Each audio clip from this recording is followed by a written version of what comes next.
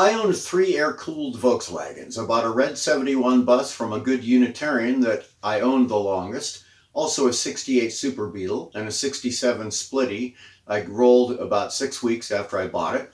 They were the peak of World War II German tech, well engineered but uncomplicated. A handy person with a toolbox and the commonly required spare parts might make substantial repairs by the side of the road. Air-cooled means no liquid coolant, as modern cars have. The cooling system was circulating engine oil and fins built into the aluminum frame. When I'd set out for a midsummer excursion, temps 90 and above, I felt I was stress testing the vehicle.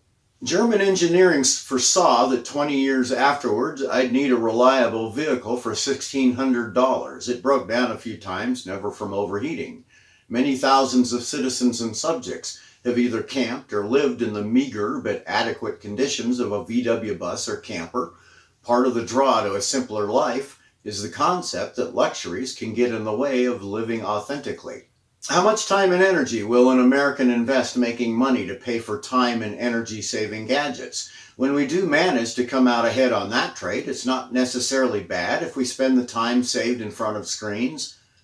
I try not to judge families that can spend 20 plus hours a week in front of a TV and haven't seen a documentary or educational programming for months. Since time is the single valuable item we have, if someone chooses to spend the excess being entertained, it's not my business as long as everybody pulls their weight and pays their own bills. It might, however, be conducive to long-term survival if people learned how to do many things that need doing for people to live. What we are living through can easily become a social and economic upheaval, not a minor glitch. Regarding camping or retired nomads, there's nicer or at least different options to a bus or van.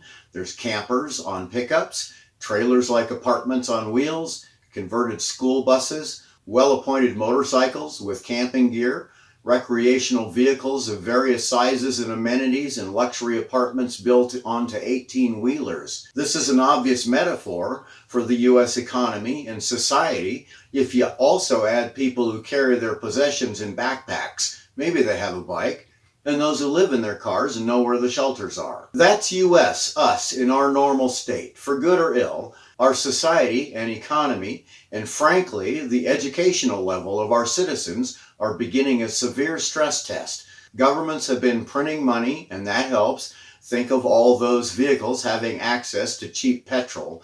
But if there's a breakdown, your initial options depend on your standard of living.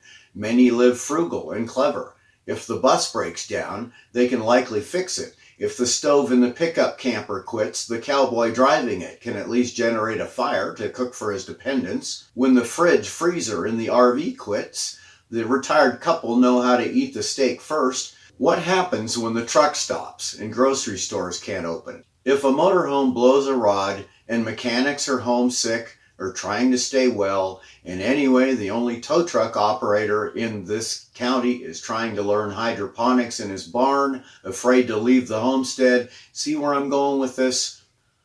My fellow citizens and I are learning enough humility to need each other again. This is an improvement.